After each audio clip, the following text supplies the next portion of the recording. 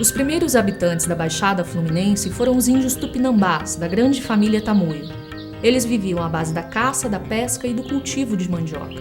Os portugueses só vieram colonizar o recôncavo da Guanabara para expulsar os franceses, que, aliados aos índios locais, tentavam se estabelecer na região. As inúmeras batalhas travadas resultaram na expulsão dos franceses e na morte de milhares de índios. Assim, os primeiros colonos começaram a se fixar à margem dos rios, mais especificamente na margem do Rio Iguaçu. Os índios sobreviventes foram incorporados à nova cultura ou foram repelidos para o interior. Os colonos começaram, então, a construir os primeiros engenhos de cana-de-açúcar, iniciando o processo de povoamento na região. E em 1700, um pouco antes ou depois, alguns pesquisadores falam 1704, o Garcia Rodrigues abre o caminho novo das Minas Gerais. E esse caminho vai favorecer os povoados aqui da Baixada, porque o caminho corta a Baixada. Então é nesse período, em 1725, pouco antes, que os antigos povoados aqui da Baixada, que eram lugarejos, povoados, arraiais, eles são elevados à condição de freguesia. O que é uma freguesia? É um distrito. E aqui é o berço do município de Iguaçu. Isso é um marco permanente da história da cidade, que é Iguaçu Velho. Nós estamos aqui diante do que restou da matriz da freguesia de Nossa Senhora da Piedade do Rio Iguaçu. Essa torre foi o que sobrou de um grande templo, foi para marcar a presença da Igreja Católica na freguesia de Iguaçu.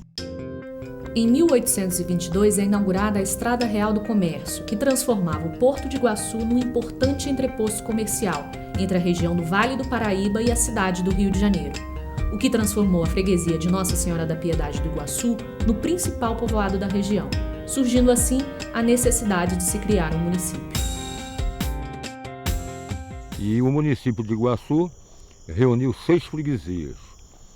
Nossa Senhora da Piedade do Inhomirim, lá perto de Magé, Nossa Senhora do Pilar, que atualmente está em Caxias, São João Batista de Miriti, município de Miriti, Santo Antônio de Jacutinga, em Nova Iguaçu, Marapicu, Nova Iguaçu, e Nossa Senhora da Piedade também, Nova Iguaçu. Toda essa área aqui, como eu dizia, era alagada e as embarcações ancoravam, estacionavam aqui nesse final de borda de alagado. E o nível da água vinha até aqui assim, ó. A gente vê nitidamente a coloração diferenciada. Até aqui mais ou menos era alagado. Nova Iguaçu não só abastecia a corte, como as freguesias limítrofes, né? Como também para exportação. A gente exportou muita mandioca, exportou muito arroz, exportou muito feijão. Nós estamos na capela do Engenho da Posse. O Engenho da Posse foi constituído nas primeiras décadas de 1700 e ela acompanhou toda a dinâmica econômica do município. No primeiro momento aqui se produziu muito açúcar e esse açúcar era escoado pelo Rio Botas, que fica aqui embaixo, e daí pegava o Rio Iguaçu e chegava à capital, o Rio de Janeiro. A incessante resistência negra à escravidão culminou no aparecimento de quilombos na região, um importante fator na formação étnico-cultural de Nova Iguaçu. Os quilombos eles vão surgir no final do século XVIII, no início do século XIX. E na literatura policial, eles vão aparecer com vários nomes, de acordo com o editor do jornal, às vezes os nomes sarcásticos, Quilombo do Bomba, a Nova África, Quilombo do Gabriel. E aquela ponta, aquela saliência lá daquela ponta da serra, ali existia um quilombo. Os documentos antigos falam da Pedra do Quilombo. Então ele era um lugar seguro, porque você tem a vista panorâmica aqui, toda a cidade, toda a região. E ali os quilombolas encontraram um lugar seguro para desenvolver suas atividades e também para descer e ter relações com os moradores aqui.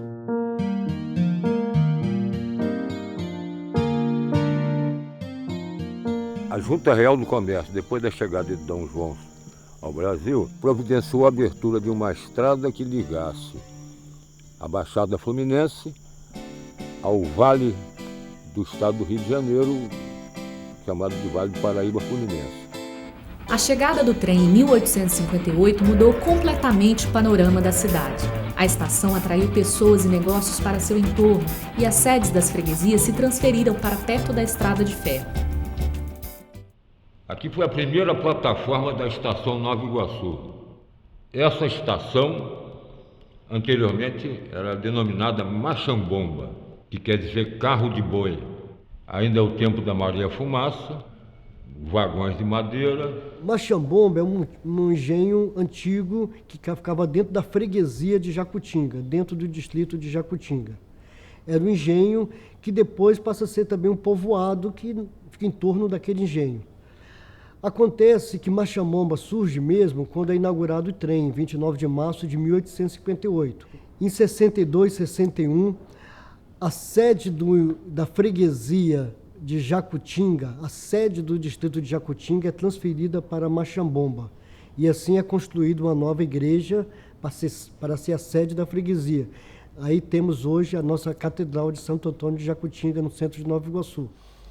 Quando você desloca um aglomerado humano, você também desloca os negócios, as transações comerciais, os caminhos, né? Então aquela região toda que hoje nós chamamos de Tinguá, com o advento da ferrovia, entrou em decadência. Com o declínio da produção açucareira, o então presidente Nilo Peçanha usou mão de uma política de diversificação agrícola. A cidade de Nova Iguaçu recebeu investimentos que propiciaram a plantação de laranja na região. Vários rios, né, foram canalizados, foram limpos para favorecer a produção agrícola, né? Muitos canais, riachos, afluentes eram canalizados e desaguavam no rio. Então tinha muitos lugares que a máquina não entrava, então era feito um trabalho, tudo feito à mão de obra nordestina, missão migrante, esses são os verdadeiros heróis da Baixada também. Nova Iguaçu, é interessante, tinha várias chácaras de laranja, não tinha um grande latifúndio de laranja, tinha muitos produtores de laranja. Então a produção era feita em chácaras, era colhida a laranja, então na época da produção se chamava vários trabalhadores que catavam essa laranja, colhia, e esses chacareiros revendiam a laranja para os barracões, né, onde essa laranja era tratada, lavada e acondicionada para exportação. Do município, que foi considerado o maior produtor de laranja do mundo, e a cidade, já Nova Iguaçu, ex-Machambomba, foi inclusive apelidada de Cidade Perfume, por causa do cheiro das flores da laranjeira. Aqui é a casa do citricultor, do produtor, do exportador de laranjas, e aos fundos o barracão, onde as laranjas eram selecionadas, eram lavadas, secadas, escovadas e depois embaladas em caixas com papel de seda para exportação. Nós estamos no barracão do comendador Francisco Baroni, que foi um grande exportador de laranja. Nesse espaço aqui, dezenas de trabalhadores preparavam a laranja para a exportação, beneficiavam a laranja. Aqui nós temos o barracão que é hoje da Associação Rural de Nova Iguaçu, onde é o Top Shopping hoje, era um barracão também de laranja.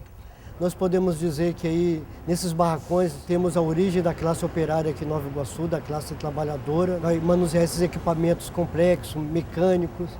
Existe uma elite muito pequena que tinha hábitos requintados, que viajavam para a Europa de navios e que organizavam saraus, atividades literárias, com música nos seus palacetes. O ciclo da laranja entra em decadência com o início da Segunda Guerra Mundial, que interrompe as exportações brasileiras, e também com as pragas que devastaram as plantações do município. Combatendo em grande escala a praga que flagela as plantações fluminenses, um helicóptero é posto à disposição do Ministério da Agricultura. Os trabalhos de polvilhamento aéreo dos laranjais do estado do Rio para o combate à mosca de frutas é uma iniciativa importante, uma vez que a produção do município de Nova Iguaçu, onde se processa o referido polvilhamento, avaliada em cerca de 1.850.000 caixas de colheita, é desfalcada anualmente em cerca de 200.000 caixas inutilizadas pela mosca de frutas, dando aos citricultores da região prejuízo de 10 milhões de cruzeiros. Nova Iguaçu, em 1940, uma cidade de perfume, uma cidade rural, a população tinha orgulho da sua cidade, tinha 40 mil habitantes, 30 e poucos mil habitantes. E acontece o declínio da laranja, de repente achou mais interessante plantar gente. Então houve a febre dos loteamentos. As antigas chácaras de laranjas foram retalhadas e loteadas.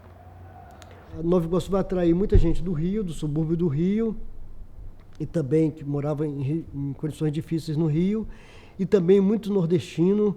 É um período também com muita seca no Nordeste, com muitas dificuldades, e conta também que teve um período lá que o Getúlio não queria mais ninguém no Rio, já mandava os caminhões já para a Baixada.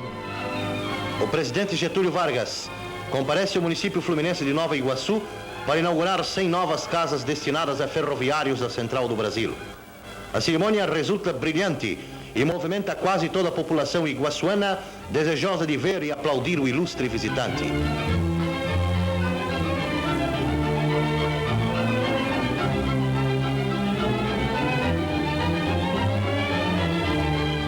Quando vem a decadência da laranja, da exportação da laranja, e começam os loteamentos, a superpopulação invade essa região, de gente vinda na base do êxodo rural, de modo que a Baixada, se há problema para ser solucionado aqui, em face da superpopulação.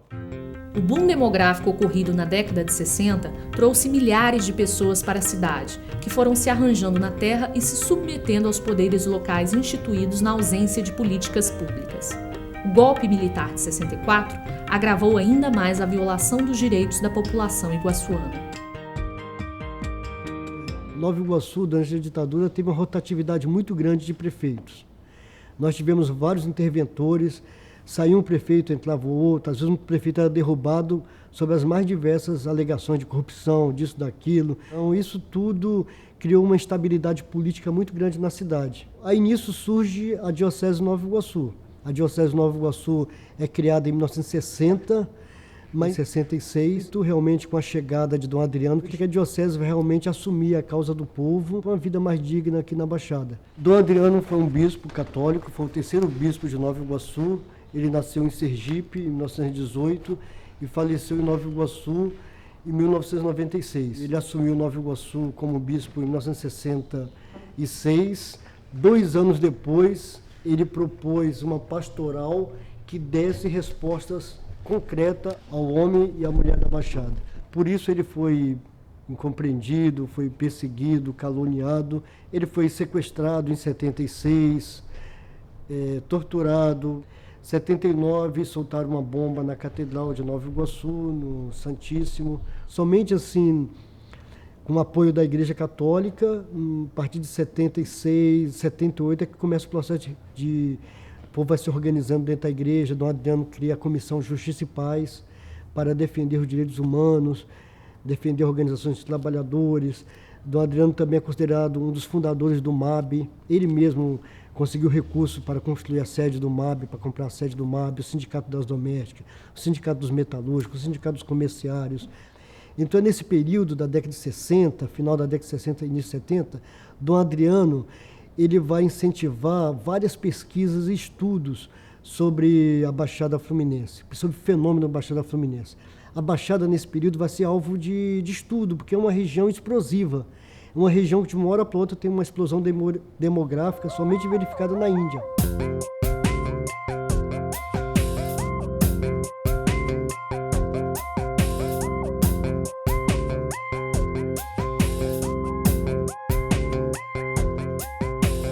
Que a Baixada é uma síntese do Brasil e, em alguns aspectos, até com representações de outras nações. Tem uma composição populacional de gente de tudo quanto é tipo. Até de estrangeiro, de nordestino, de mineiro, de paulista, entende? Então é uma região que não tem uma homogeneidade cultural. E essa heterogeneidade poderá servir futuramente para criar até uma nova cultura. E a cidade hoje, ela está num momento muito bom, porque tem todo um movimento de resgatar a identidade da cidade. A cidade voltou a crescer de novo.